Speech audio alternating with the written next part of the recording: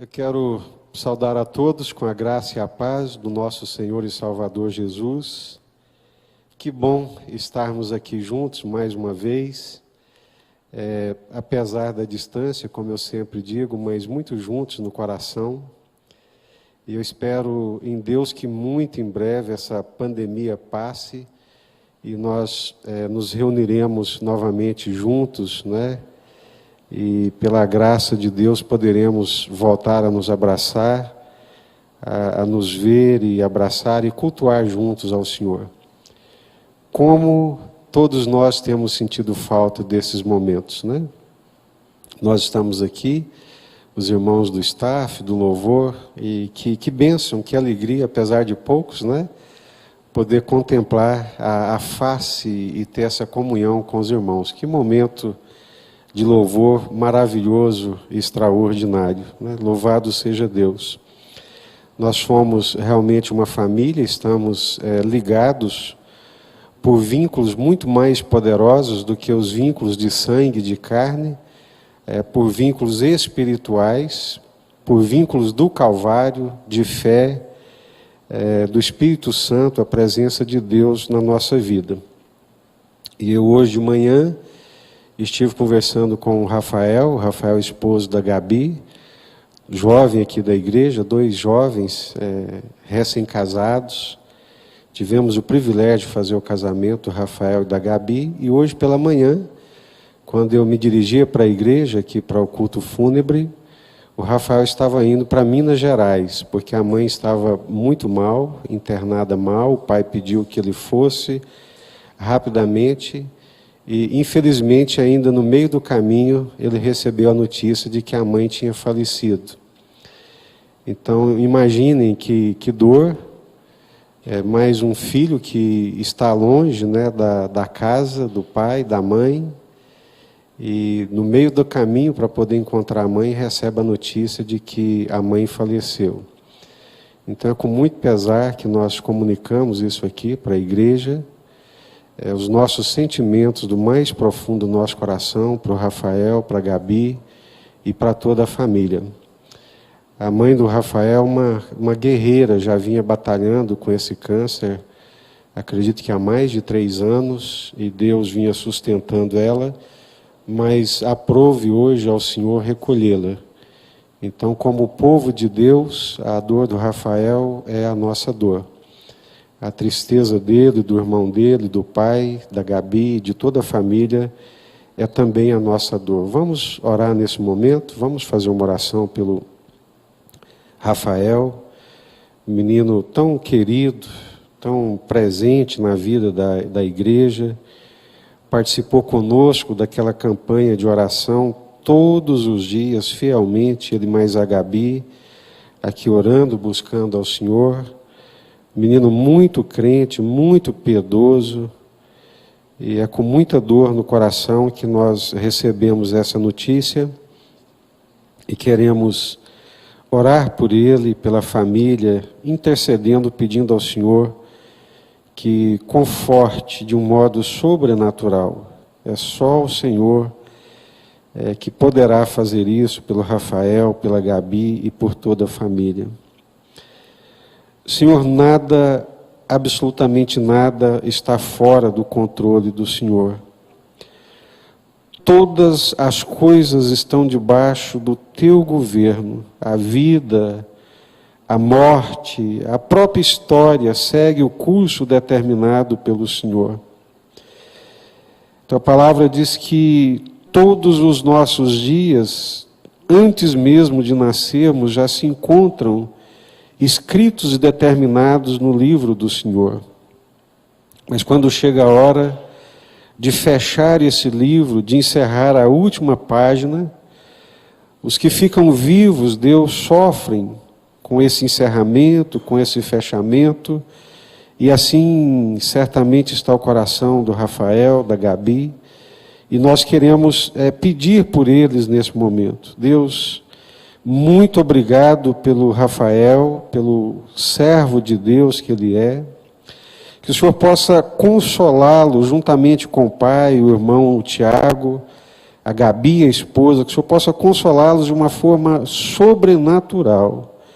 É o nosso pedido, é a nossa súplica em nome do Senhor Jesus, meu Pai. Amém. Ao Rafael, a Gabi e toda a família, o nosso abraço muito carinhoso. Que Deus possa confortar o coração de vocês. Eu quero mais uma vez aqui agradecer aos irmãos, à igreja, a nossa diretoria, na pessoa do Arnaldo, que está aqui, né, membro da diretoria, vice-presidente, pelo apoio, né, que recebemos, e agradecer a toda a igreja também, pelo apoio, pelo acolhimento, à família, nesse momento também de dor, com a partida da minha sogra, Batian, irmã Ângela. Foi confortador tudo aquilo que nós recebemos dos irmãos aqui durante esse dia. A diretoria se mobilizando para ajeitar aqui o templo, juntamente com o Neto, seu Divino, ao staff aqui, né, o Lazinho, o Vaguinho, o Lucas, o Silvio, mas a Elza, que são incansáveis e presentes aqui conosco, Felipe do Louvor, né? Eu vou correr o risco de, citando nomes, me esquecer de algum, me perdoe, mas receba a nossa gratidão por tudo que fizeram e permitiram que pudéssemos viver aqui nessa manhã. Foi celestial. Foi um momento assim sobrenatural da presença de Deus, da graça de Deus. A família saiu toda abençoada e muito confortada daqui. Recebi inúmeras mensagens que eu ainda não consegui retornar de volta, mas vou retornar. O lamento das irmãs companheiras da Batian e da mesma faixa etária, irmã Terezinha, irmã Isa e tantas outras que não puderam, irmã Miraci, que não puderam estar presentes por causa das restrições impostas pela pandemia, mas que sentiram e mandaram também mensagem. Muitíssimos irmãos do Brasil, de fora do Brasil, de todos os lados que mandaram mensagem. A nossa gratidão em nome do Senhor Jesus e que Deus recompense a todos de uma forma muito especial. Eu queria muito estar aqui hoje à noite, apesar do cansaço. A voz do Arnaldo ficou ecoando na minha cabeça. Hoje à tarde, quando eu dei uma cochilada e acordei, praticamente 3 dias sem dormir, acordei e falei, eu acho que eu sou muito orgulhoso, devia ter acatado a palavra do Arnaldo e ficado quieto em casa, mas eu gostaria muito de estar aqui para poder dizer para vocês isso que eu estou dizendo, e também poder falar para o Rafael e orar juntamente com a igreja também por ele, que é muito querido e que passa por esse momento doloroso, e também ministrar a palavra de Deus. Deus tem me alegrado profundamente o coração, me dado uma alegria celestial e sobrenatural, de poder compartilhar a palavra de Deus. E é sabido que primeiro Deus fala ao nosso coração, para depois falar ao coração dos outros. Então Deus tem me dado essa alegria, e é por isso que eu estou aqui, né? Cansado, mas muito feliz, muito alegre mesmo, e muito grato a Deus. E como nós temos feito, nós estamos lendo aqui o livro de Gênesis, a história, né, dessas famílias, essas narrativas bíblicas verdadeiras, e eu gostaria de ler com vocês nessa noite o capítulo de Gênesis 38, Gênesis 38. Você está em casa, certamente no conforto da sua casa, e nós vamos ler todo o capítulo. É uma história muito interessante. Eu queria muito que você acompanhasse a leitura, e tenho certeza que Deus vai falar profundamente ao nosso coração. Gênesis capítulo 38, eu vou pedir o Neto para fazer a leitura para nós, e vocês acompanhem aí nas suas Bíblias, por favor, em nome do Senhor Jesus. Gênesis 38. Por essa razão, por essa época, Judá deixou os seus irmãos. Só um pouquinho, Neto, tá. Pode ir falando. Pode falar. Por essa época, Judá deixou seus irmãos e passou a viver na casa de um homem de Adulão, chamado Ira. Ali Judá encontrou a filha de um cananeu chamado Suá, e casou-se com ela. Ele a possuiu, ela engravidou e deu à luz um filho, ao qual ele deu o nome de Er. Tornou a engravidar, teve um filho e deu-lhe o nome de Onã. Quando estava em Quezibe, ela teve ainda outro filho e chamou Selá. Judá escolheu uma mulher chamada Tamar para seu filho mais velho. Mas o Senhor reprovou a conduta perversa de filho mais velho de Judá, e por isso o matou. Então Judá disse a Onã: case-se com a mulher do seu irmão, cumpra as suas obrigações de cunhado para com ela e dê uma descendência a seu irmão. Mas Onã sabia que a descendência não seria sua. Assim, toda vez que possuía a mulher do seu irmão, derramava o sêmen no chão para evitar que seu irmão tivesse descendência. O Senhor reprovou o que ele fazia, e por isso o matou também. Disse então Judá a sua nora Tamar: more como viúva na casa de seu pai, até que o seu filho Selá cresça. Porque pensou, ele também poderá morrer, como seus irmãos. Assim Tamar foi morar na casa do pai. Tempos depois morreu a mulher de Judá, filha de Suá.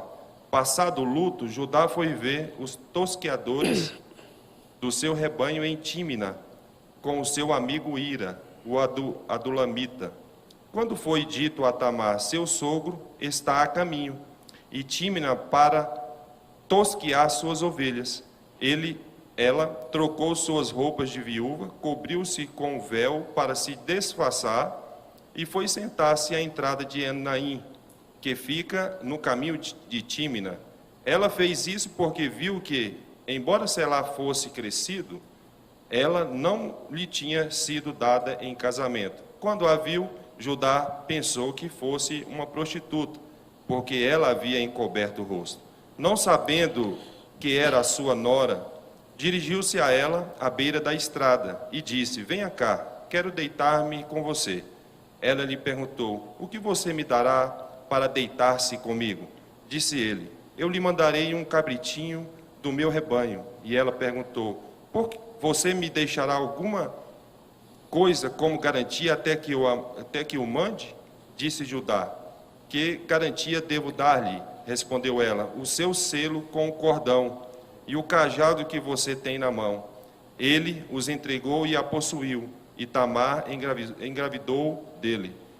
Ela se foi, tirou o véu e tornou a vestir as roupas de viúva. Judá mandou o cabritinho por meio do seu amigo adulamita, a fim de reaver da mulher sua garantia, mas ele não a encontrou.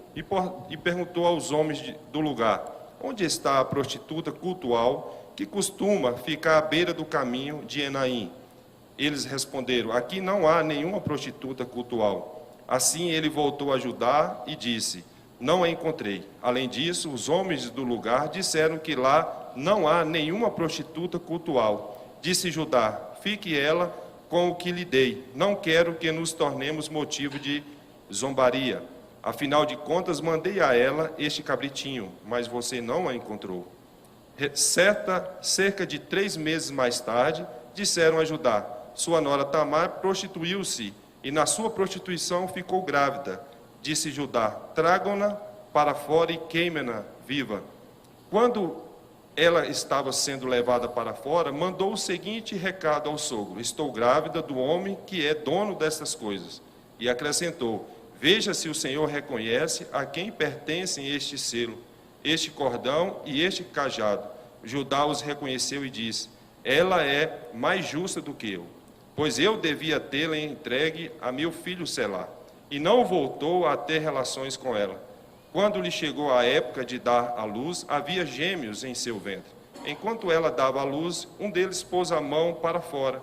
Então a parteira pegou um fio vermelho e amarrou-o no pulso do menino, dizendo: este saiu primeiro. Mas quando ele recolheu a mão, seu irmão saiu e ela disse: então você conseguiu uma brecha para sair. E deu-lhe o nome de Pérez. Então, depois, saiu seu irmão que estava com o fio vermelho no pulso, e foi-lhe dado o nome de Zerá. Amém. Obrigado, Neto, irmãos, obrigado por esse momento, louvado seja Deus pela palavra de Deus. Eu não tenho dúvida nenhuma de que a Bíblia, ela é a palavra de Deus. Eu tenho uma certeza absoluta de que ela é a palavra de Deus, não tanto pelos aspectos geográficos que historiadores, pesquisadores vasculham tentando encontrar erros geográficos na Bíblia. Eu tenho certeza de que a Bíblia é a palavra de Deus pela forma como ela conta a história dos nossos heróis. Que heróis improváveis! Que situação deplorável de um pai de família, de um homem de Deus, de um homem que faz parte da família, da história, do projeto e do plano de Deus para toda a humanidade. Vocês sabiam que Deus tem planos para ajudar, e não apenas para Ele mesmo, mas para toda a humanidade? Aquela promessa que Deus fez para Abraão: Abraão, em ti, na tua descendência, serão benditas todas as famílias da terra. Essa descendência de Abraão inclui esse homem. E quando eu leio a história desse homem aqui, Judá, eu fico arrepiado com o comportamento, com as atitudes. Toda a história de Deus para a humanidade, todo o plano de Deus para a humanidade passa por essa figura, passa por esse indivíduo, passa por esse homem, Judá. Esse Judá é o mais insuflado para poder matar o irmão José. É esse Judá que aparta-se dos seus irmãos e vai morar exatamente no meio dos cananeus, um povo de conduta reprovável por Deus. Mas aí vem a beleza da graça de Deus. Não uma graça que se compactua com os nossos erros. Não uma graça que nega os nossos erros. Não uma graça que pactua, que faz de conta que não vê os nossos erros. Muito pelo contrário, que expõe com toda a crueza, com toda a dureza, a nossa perversidade. E essa graça que expõe, através da palavra de Deus, essa natureza humana perversa, Deus tem planos para ajudar. A bênção de Deus sobre toda a humanidade passa por esse Judá. Mas nem por isso Deus deixa de mostrar, de revelar o caráter dele, que é o caráter de toda a humanidade. Mas aí está a beleza da graça de Deus, porque é esse homem, é esse Judá que Deus vai transformar, que Deus vai trabalhar na vida dele, que Deus vai agir na vida dele, vai consertar esse caráter completamente reprovável, até que ele se transforme no patriarca de quem nasceu o Senhor Jesus. Glória a Deus. Glória a Deus por sua graça. Glória a Deus que entra na história de vida de qualquer ser humano, por pior e mais perverso que ele seja, e o transforma num homem de caráter, num homem que se transforma numa bênção e num grande abençoador. Quem diria, meus queridos irmãos, que o Cristo de Deus, segundo a carne, vem desse homem Judá? Quem seria capaz de dizer que Davi, o amado de Deus, o primeiro e glorioso rei de Israel, vem da descendência de Judá, exatamente desse relacionamento dele com Tamar, a sua nora?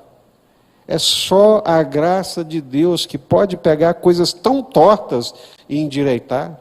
É só a graça de Deus que pode pegar caráter tão perverso e destrutivo como o de Judá e transformá-lo num homem de Deus, numa bênção de Deus para a glória de Deus. Deus faz isso, Deus tem poder para fazer isso. A graça de Deus, ela é infinitamente poderosa para transformar a nossa vida e o nosso coração. Nós vamos falar um pouco, sobre essa narrativa depois desse choque. Eu fico chocado de ver a trajetória da vida dele, que é narrada aqui nas Escrituras, a partir da separação dele dos seus irmãos. Foi logo o primeiro versículo que nós lemos aqui, Aconteceu por esse tempo que Judá se apartou de seus irmãos, foi morar na casa de um homem de Adulão, apaixonou-se por uma filha de cananeu, casou-se com ela, tomou ela por mulher, casou-se com ela e a possuiu. Preste atenção na narrativa e naquilo que Deus quer falar conosco e já está falando. A primeira coisa é a natureza humana. Não existe nem um homem sequer que possa levantar o seu semblante diante de Deus e se arrogar de alguma coisa. Porque somos todos miseráveis pecadores. Somos todos maculados pelo pecado. Eu acredito, segundo a palavra de Deus, que nós nascemos em pecado, nascemos subjugados pelo pecado, nascemos já contaminados por esse mal que, a partir do nosso primeiro pai Adão, contaminou toda a geração humana. E nós estamos falando tanto nesses dias de infecção, de contaminação. Cuidado, porque senão você vai se contaminar. Coloca máscara, lava as mãos o tempo inteiro, passa álcool gel no carro, coloca quiboa aí no chão para pisar, para se limpar. Cuidado, não vai em tal lugar, não aglomere, porque senão você vai se contaminar. E se eu te dissesse que você já nasceu contaminado por uma desgraça muito maior do que o Covid? E se eu te dissesse que sem esforço nenhum, sem prevenção nenhuma, todos nós já nascemos contaminados com um vírus desgraçado, miseravelmente desgraçado, que nos corrói e que se chama o pecado? Todos nós, a partir do nosso primeiro pai, Adão, não existe nenhum que escape dessa miserável realidade.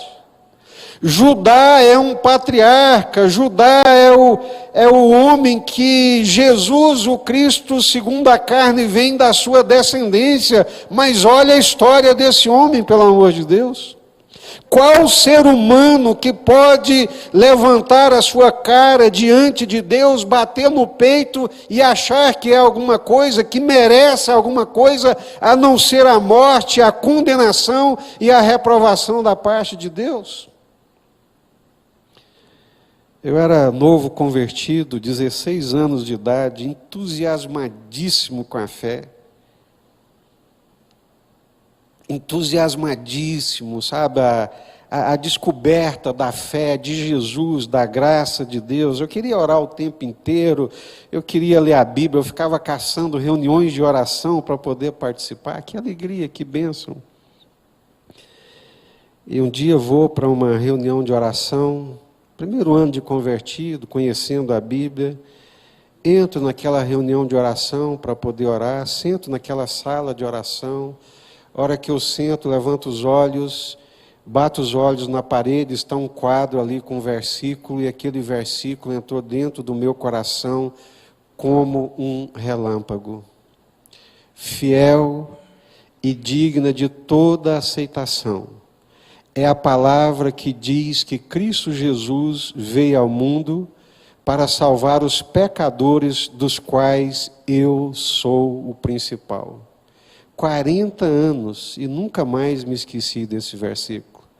40 anos e nunca mais me esqueci desse versículo, 1 Timóteo, capítulo 1, versículo 15, o apóstolo Paulo que está dizendo isso, fiel e digna de toda aceitação a palavra que diz que Cristo Jesus veio ao mundo salvar os pecadores, dos quais eu sou o principal.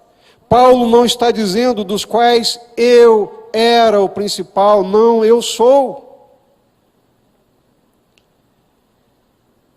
Com isso, repito que a graça de Deus, ela não compactua com o pecado, mas a graça de Deus nos leva a temer todos os dias, porque ela nos leva a conhecer a nossa natureza miserável, caída, e que nós somos pecadores. Todos os dias eu me levanto e me lembro aqui com clareza, já lhes disse inúmeras vezes, irmão Euclides, com mais de 90 anos de idade, aqui orando de joelhos de manhã, gritando com aquele vozeirão a plenos pulmões, Senhor, segura na minha mão, Senhor, não me deixa cair, Senhor, me sustenta. Eu com 30 e poucos anos dizia, gente, com 90 anos de idade ainda temendo cair e clamando a Deus para não cair. É porque não obstante conhecer a graça de Deus, ele conhecia também a sua natureza. Esse paradoxo da graça, né, que nos resgata, apesar de ser quem nós somos, que nos torna dignos diante de Deus, mas todos os dias, não é? Aponta para nós quem nós somos. Assim é Judá. Judá é a história de muitos nós. Judá é a história da humanidade, de um homem que comete coisas terríveis, mas que Deus, na sua infinita graça e misericórdia, restaura a história desse homem. Um homem que começa tão torto, que começa tão errado, mas que, por causa da presença de Deus, da ação de Deus na sua vida, tem a sua vida transformada, tem a sua história de vida resgatada para a glória de Deus, porque Deus faz isso. Mas é preciso que algumas coisas aconteçam, e nós vamos ver aqui nesse texto, né? É fácil falar dos erros dos outros, né? É fácil enxergar os erros dos outros, duro é enxergar os nossos, né? Jesus disse que nós queremos, enxergamos o cisquinho no olho do outro, assim como se tivéssemos um binóculo para enxergar os erros dos outros, para enxergar um cisco no olho do outro, mas uma trave, um pedaço de pau dentro do nosso, nós não enxergamos. Ó natureza miserável, que necessita desesperadamente da graça e da misericórdia de Deus. Eu não sei como Deus nos suporta, irmãos, tão hipócritas, tão exigentes com os outros, e tão negligentes e complacentes conosco mesmo. A graça, ela nos alcança, mas ela não é complacente com o erro, com o pecado, e muito menos com a hipocrisia. Mas vamos aqui, eu já comecei a falar para vocês, e tudo começa, de certa forma, pela família, né? Pelo casamento, pelos relacionamentos familiares. Essa história familiar, essa convivência familiar, ela é extremamente reveladora de quem nós somos, né? Nós somos, de fato e de verdade, o que somos e quem somos, naquilo que somos, fazemos e falamos dentro da nossa casa, entre os nossos, né?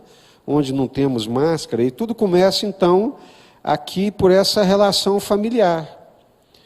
Judá, ele se aparta dos seus irmãos, né? Seus irmãos é a família de Jacó, é a família chamada por Deus, são os patriarcas, a descendência de Abraão, e ele se aparta de seus irmãos. Uma decisão muito ruim, muito errada, apartar-se dos irmãos, o povo de Deus. A segunda decisão que o texto nos fala, e vocês conhecem muito bem a palavra de Deus, foi a decisão dele de casar com uma cananeia.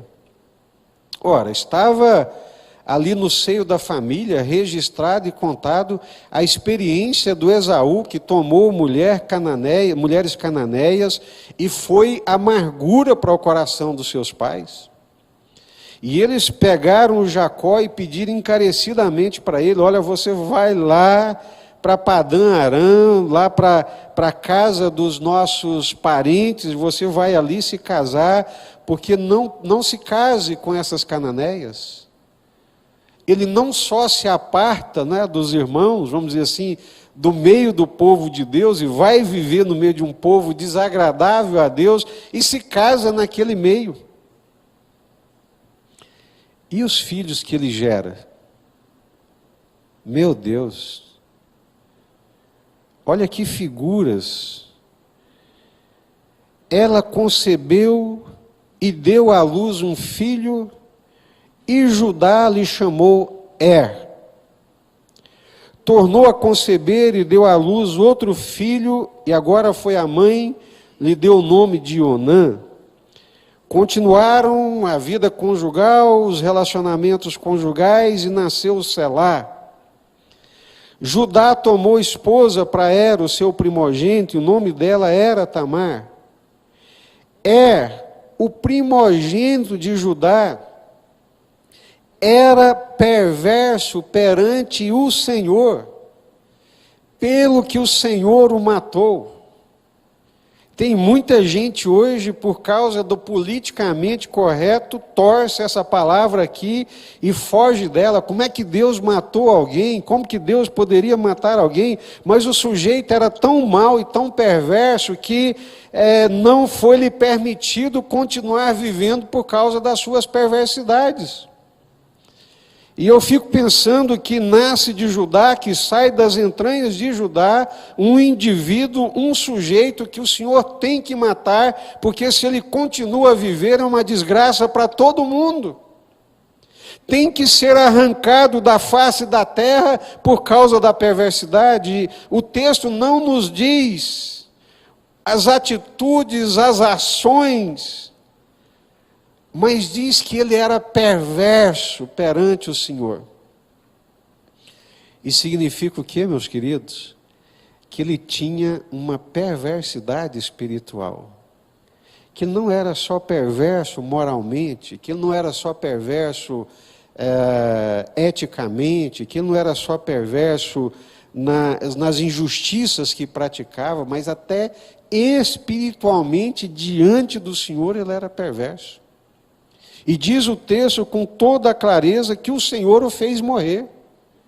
O Senhor o matou. Deus foi o agente da interrupção da vida e da continuidade da vida desse homem. Meu Deus, misericórdia, que família é essa? Morre e pela lei do levirato, quando o irmão mais velho morria sem deixar descendência, o irmão seguinte, na cadeia de geração, deveria tomar a esposa, a viúva, e gerar filhos, para que o primeiro filho fosse do irmão, levasse o nome do irmão, para que a sua descendência não ficasse perdida na terra. Se era perverso diante do Senhor, o Onã era mau perante o Senhor. Olha que indivíduo é esse.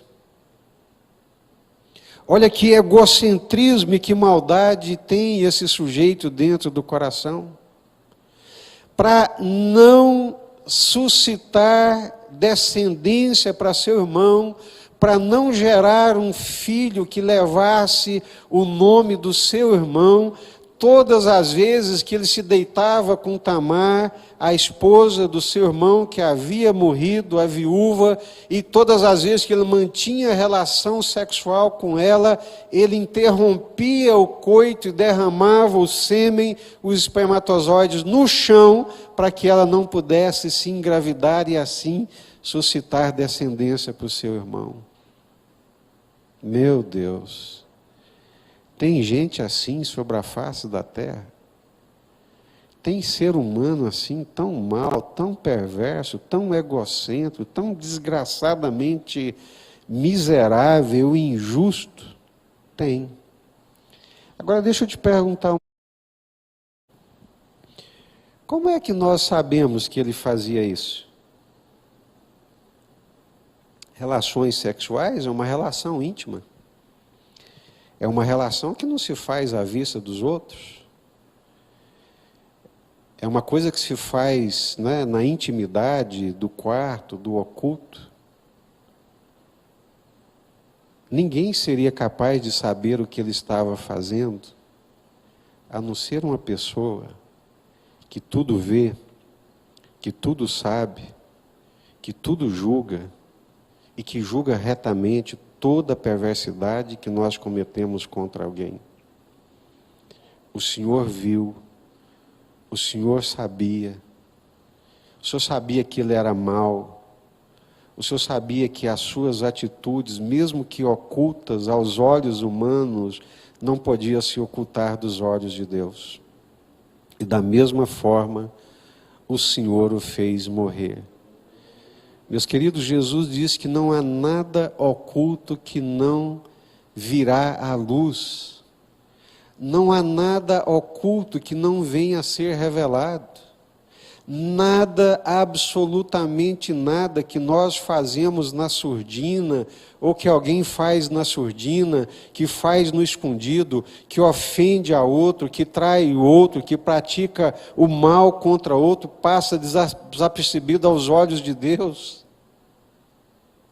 Deus é a justiça desse universo. Deus é o justo juiz desse universo. Eu não fico ansioso, não fico desgastado, embora às vezes sofra com a injustiça que pratica contra a gente. Mas eu não fico, apesar da dor, apesar do machucado, da ferida, a única coisa que eu posso dizer é: Senhor, o Senhor tudo sabe. E não existe nada, absolutamente nada em oculto que não venha a ser revelado. Gente, era uma relação sexual íntima. Era invisível aos olhos humanos pela natureza da relação, que aquele homem, na hora do coito, tirava o sêmen e jogava no chão. Deus vê todas as coisas, Deus sabe de todas as coisas. E por causa dessa maldade, por causa dessa injustiça, por causa dessa perversidade, Deus o mata também. Deus interrompe os dias de Onã sobre a face da terra. Porque todas as vezes que possuía a mulher de seu irmão, deixava o sêmen cair na terra para não dar descendência a seu irmão. Isso, porém, que fazia, era visto pelo Senhor e era mal perante o Senhor, pelo que também a este fez o Senhor morrer. A este também matou o Senhor. Misericórdia. Misericórdia, meus queridos. Uma das coisas que sustenta o universo e sustenta também a nossa crença, a nossa confiança, a nossa esperança, é a certeza de que Deus sabe de todas as coisas. É a certeza absoluta que mesmo aquilo que escapa da justiça humana não escapará da justiça de Deus. Quantas injustiças se praticam na terra, Quantas vezes na terra a injustiça prevalece contra a justiça por causa do poder dos relacionamentos, por causa do poder de capacidade de se pagar um grande, poderoso advogado. Quantas pessoas que praticam a injustiça, a maldade, escapam porque tem relacionamentos, tem costa quente, tem dinheiro para contratar os melhores advogados, a melhor firma de advogados do país, e o advogado muitas vezes não está interessado na justiça, ele está interessado em salvar a pele daquele que lhe está pagando para poder se livrar da justiça. Aí a gente, como crente, dorme tranquilo e em paz, porque existe um justo juiz, existe um Deus que vê até as coisas mais íntimas, existe um Deus que vê as perversidades do coração, existe um Deus que vê aquilo que ninguém vê. Fica tranquilo, há uma justiça no universo. Há um Deus justo que governa essa terra. Há um Deus que um dia vai colocar todas as coisas na balança. Por isso que Paulo fala, entrega nas mãos do Senhor, confia no Senhor, saiba que a justiça pertence ao Senhor, a vingança pertence ao Senhor. Eu vejo as maldades humanas, eu vejo as maldades dos poderosos, que oprimem os fracos, que oprimem aqueles que não têm força. Me dói a alma, eu choro mesmo, irmãos, Deus sabe, eu choro. Eu choro diante da injustiça, eu choro diante da maldade, eu choro diante da perversidade. Eu choro por aquele pobre que não é assistido, Deus sabe, não estou mentindo, não estou sendo hipócrita. Eu muitas vezes converso com Samuel, que trabalha no hospital público, municipal, e que muitas vezes as pessoas morrem porque foram parar ali, e não existe uma estrutura justa e capaz de dar a ele de direito o que ele precisa e o que ele merecia como ser humano. Mas ao mesmo tempo, eu coloco a cabeça no joelho, no travesseiro, e ponho os joelhos no chão muitas vezes e falo, Senhor, o Senhor vê as coisas mais escondidas. O Senhor vê o perverso que se enriqueceu com o sangue e a morte dos pobres. O Senhor vê aquele que habita numa mansão às custas do sangue, da morte, do pobre, do miserável, que foi roubado. O Senhor vê, eu creio na tua justiça, eu creio na tua verdade, eu creio que existe uma justiça no universo. E assim foi com Er e com Onã. E o Judá ficou com medo de entregar o Selá, porque o Er morreu, o Onã morreu, ele não sabia de nada, falou, essa mulher é terrível, todo homem que junta com ela morre, não é? É uma matadora de homens, eu não vou entregar o meu filho para ela. E sutilmente, politicamente, falou, olha, sei lá, olha, Tamar, o Selá tá novo, né? Ele ainda não vai conseguir cumprir os deveres matrimoniais.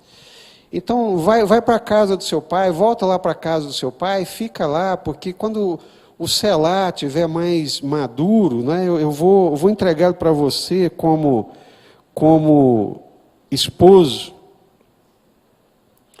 Então disse Judá a Tamar, sua nora, permanece viúva na casa de teu pai, até que Selá, meu filho, venha a ser homem. Aí, olha a Bíblia, olha a palavra de Deus. Pois disse Judá consigo mesmo.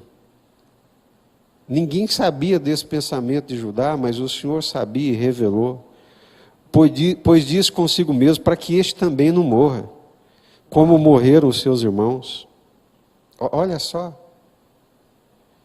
Do ponto de vista humano, do ponto de vista de quem percebia a situação, o Judá estava agindo corretamente.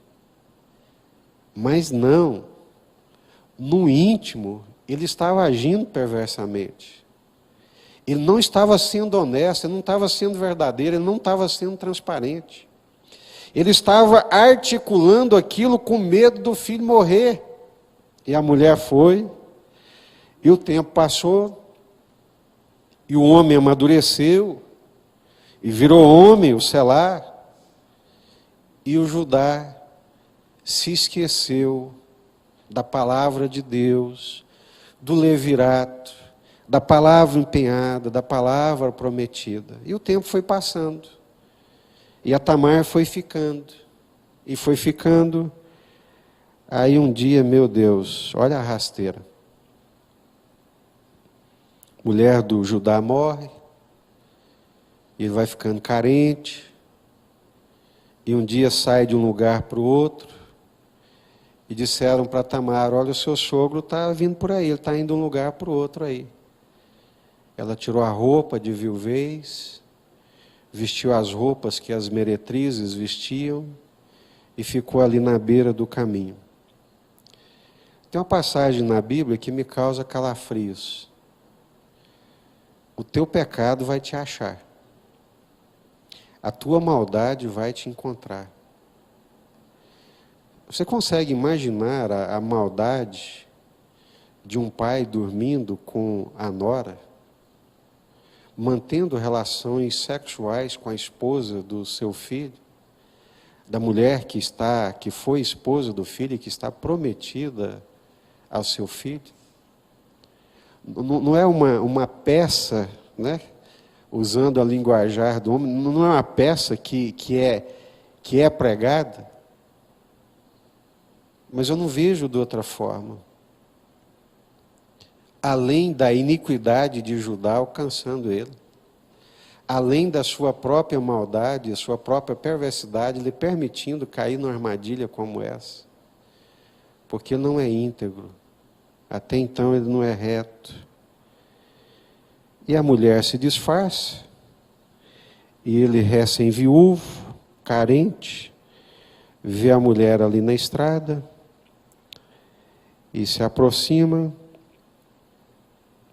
vendo ajudar, imaginou que fosse uma meretriz, porque ela estava com o rosto coberto, dirigiu-se a ela e falou, vem, deixa-me possuir-te, porque não sabia que era a sua nora. Jesus, meu Deus, tem misericórdia. E ela respondeu, o que você vai me dar para transar comigo, para coabitar comigo, para manter relação comigo? Eu vou te dar um cabrito, vou mandar um cabrito lá do meu rebanho. Ela falou, então cadê o cabrito? Não tem ele aqui agora. Então você me dá um penhor. Me dá um penhor até você cumprir a sua palavra e mandar esse cabrito. Ele perguntou, mas eu não tenho dinheiro, não tenho cabrito, o que você quer? Vocês vão arrepiar quando vocês perceberem o que ela pediu para ele. Eu quero o teu selo. Você sabe o que significa o selo? É aquele selo que sela a carta, que sela a assinatura, que firma a assinatura, né? A chancela, é o símbolo da autoridade. É o de mais importante que uma pessoa tinha, era o selo. Era o nome, era o respeito, era a autoridade. Eu falei, eu quero o teu selo. Eu quero o teu selo. Jesus. Eu quero o teu cordão e eu quero o cajado que você segura. Jesus, misericórdia. Quando eu leio isso, né? Eu anotei aqui, né, nas minhas leituras, o que ela pediu de penhor não foram coisas valiosas do ponto de vista humano, mas coisas que tinham valor moral. O selo que representava a autoridade. Tem coisas, meus queridos, honra, autoridade, nome, que a gente não pode colocar nas mãos de qualquer pessoa e não pode colocar em risco. E foi aí que ele foi achado, foi aí que ele foi pego. Tirou o selo, entregou o cajado, dormiu com a mulher, Tamar, foi embora, chegou lá, pegou um cabrito, falou para o amigo dele, ó, vai lá, leva o cabrito para a gente não ganhar pecha de caloteiro, né? Para não ficar mal na história, né? Como um caloteiro vai lá, acha a prostituta e entrega o cabrito. E o amigo pegou o cabrito, foi lá, procurou a mulher de um lado para o outro, não achou. Eu acho engraçado, né, esses aspectos do caráter que a Bíblia retrata muito bem, né? Eu não tinha ideia do mal que ele estava praticando. E agora dá uma de moralista, né? Leva lá o cabrito para não ficar mal, para não achar que a gente é caloteiro, né? Assim, tentando remendar uma coisa com outra, tentando tapar sol com peneira, né? E Deus sabe, como estou lhes dizendo, é o teor dessa mensagem, né? Deus sabe de todas as coisas, Deus sabe quem nós somos. Não há nada, absolutamente nada, que fica oculto aos olhos de Deus. Quem sabe de todas as coisas, justamente, retamente, na justa medida, é o Senhor. Quem sabe quem eu sou, quem sabe o que está certo, o que está errado, é o Senhor. Ele sabe, Ele conhece. Quando nós agimos mal, quando nós agimos perversamente, às vezes tentamos remendar com o cabrito, às vezes tentamos tapar o que é visível, mas não tapamos os olhos do Senhor. Os olhos do Senhor nós não tapamos. Vai lá, leva o cabrito. Não acharam a mulher, olha, Judá, procurei, cacei a mulher lá. E ela sumiu, ninguém viu essa prostituta por aí, ninguém sabe, ninguém viu essa mulher. Então que ela guarde lá o que eu dei, para que esse opróbrio, essa vergonha não caia sobre nós. Passam-se os meses, 3 meses, barriga cresce. Nada melhor do que o tempo para Deus agir e para revelar todas as coisas. Aí vem a notícia para Judá. Judá, Tamar, a tua nora, adulterou. Ela está grávida. Olha só a resposta do Judá. Disse Judá: tirem ela para fora da casa, arrasta ela para fora, para que ela seja queimada. Vamos queimar essa adúltera desgraçada, essa adúltera miserável, que traiu meu filho, que fez o que não devia. Vamos queimá-la, vamos tacar fogo nela. Eu leio essas coisas, irmãos, e Jesus me encanta. É que eu falei, nós somos rápidos para julgar, nós somos rápidos para detonar com o outro, tapamos os nossos próprios pecados, né, com a peneira, temos uma trave enorme nos nossos olhos e enxergamos o cisco no olho do outro. Vamos queimá-la, tire para fora, que ela seja queimada. Aí Tamar falou: tudo bem, meu sogro, eu tenho que ser queimada realmente, não é verdade? Mas o homem de quem eu estou grávida é o dono desse selo, é o dono desse cajado, é o dono dessa corrente. O senhor sabe quem que é esse homem? É desse homem que eu estou grávida. Eu fico imaginando o Judá recebendo na mão lá o selo. Você consegue imaginar? Consegue imaginar ele pegando o selo na frente de todo mundo? O cajado, que todo mundo sabia que era o cajado dele, o cordão, que todo mundo sabia que era o cordão dele, e ela dizendo: é desse homem que eu estou grávida.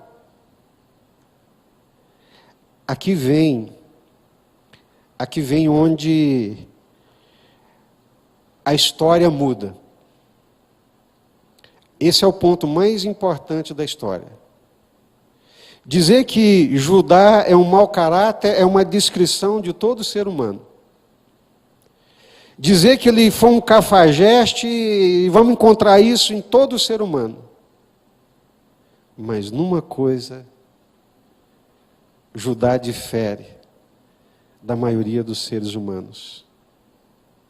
Ele reconhece o pecado e reconhece o erro dele. Quando confrontado com a verdade, quando confrontado com a luz, quando veio das trevas, da escuridão, das trevas para a luz, que era ele é que tinha pecado, ele podia ter pego aquele selo, podia ter pego aquela corrente, enfiar no bolso, guardar, taca fogo nessa mulher. Isso é uma vagabunda, não vale nada. Mas não. Ele põe a cara à tapa. Ele fala assim: mais justa é ela do que eu. Eu que pequei. Eu que não cumpri o que eu havia dito para ela e não lhe entreguei o meu filho. Eu pequei. Eu é que sou errado. Eu é que sou injusto. Ela é muito mais justa do que eu. Quem tem que ser queimado aqui sou eu, não é ela não, gente. Pelo amor de Deus. Esse é o ponto de inflexão. Esse é o ponto de inflexão, esse é o ponto de transformação. É quando nós temos a integridade, a hombridade, o caráter, mesmo de fazer coisas terríveis, porque todos fazemos, mas são poucos que se arrependem e que reconhecem os males que fez ou que faz a outro. A tendência natural de todos nós, filhos de Adão, é fazer como Adão, é achar desculpas, é inventar justificativas, é esconder mais uma vez a injustiça, a maldade e a perversidade que nós praticamos. Nisso, o Judá achou o ponto da mudança e o ponto da transformação. Sou eu pequei, eu sou errado. Tudo isso aconteceu por minha causa. É meu, o selo é meu, o cajado é meu, o cordão é meu. Ela é mais justa do que eu. Ele alcançou o coração de Deus. Ele alcançou o coração de Deus. E Deus mudou a história desse homem a partir desse reconhecimento. A partir desse momento que ele põe a cara à tapa, que ele toma vergonha, que ele assume o prejuízo, que ele assume o ônus, que ele assume o dano do mal que ele havia feito. Porque o normal é o ser humano ficar escondendo, ludibriando, transferindo a culpa para outro. Adão, meu amigo, o que você fez, Adão? Por que você está se escondendo? Ah, Senhor, foi a mulher que o Senhor me deu. Essa mulher que o Senhor me deu. E as pessoas acham tantas justificativas, acham tantas histórias, criam tantas narrativas ao ponto de condenar inocentes para justificar as suas perversidades e as suas maldades. Judá não. Ele não criou nenhuma narrativa. Às vezes, eu fico assim, não me achata, porque eu conheço pela Bíblia a natureza humana, não me destrói, mas às vezes eu vejo assim tantas maldades praticadas e a pessoa cria narrativas.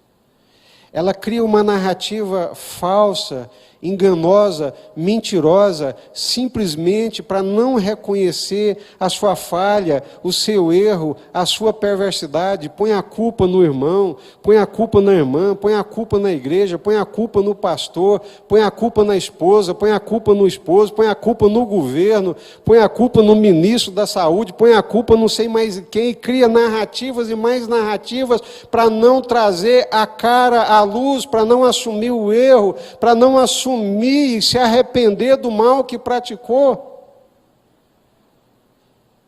Judá não.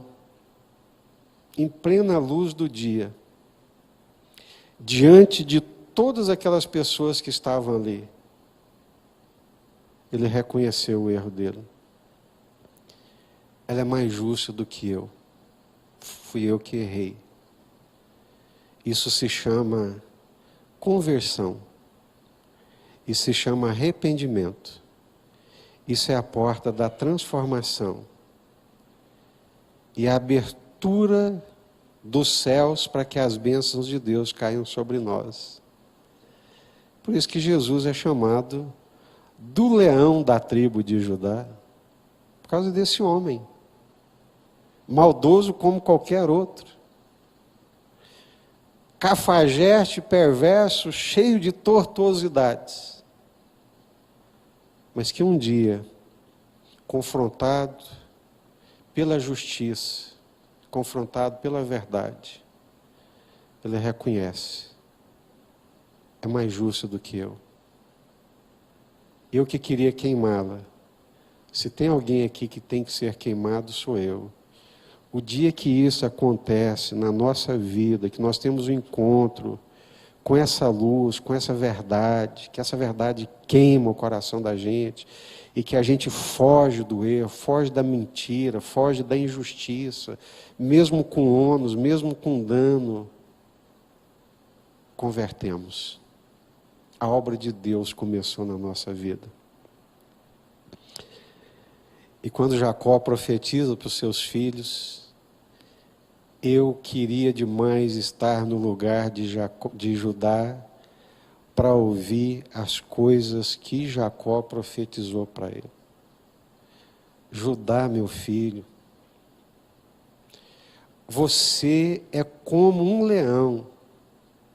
Você é como um leão que se assenta e ninguém se aproxima de você, meu filho. É esse mesmo Judá. É esse mesmo pai de de Onã.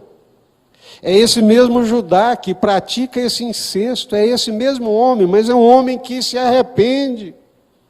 E porque encara os seus erros e se arrepende, Deus age na vida dele. Judá, meu filho, você é um leão. Você, meu filho, vai molhar a sua capa no vinho, você vai ser farto, você vai ser rico, os seus dentes serão cheios, brilhantes de leite, filho. Eu estou vendo o que Deus vai fazer na sua vida, Judá. Deus vai fazer de você um leão, Deus vai fazer de você um homem muito próspero. Judá, o velho quase morrendo, cheio do Espírito Santo: Judá, eu estou vendo o cetro de Deus, do reino de Deus, do rei de Deus na sua mão, meu filho. Quem diria que um homem com uma história dessa receberia isso da parte de Deus? Mas tudo começou no momento que ele encarou os seus erros. No momento que ele confessou que ele era errado, que ele assumiu, que ele se arrependeu, que ele deu a cara a tapa, Deus começou a mudar a história da sua vida. Esse Judá é o pai de Davi. Esse Judá é de onde vem o leão. O leão da tribo de Judá, esse Judá aqui, queridos. A raiz de Davi, o leão da tribo de Judá, é esse Judá. Como é que pode isso? Como que Deus faz isso?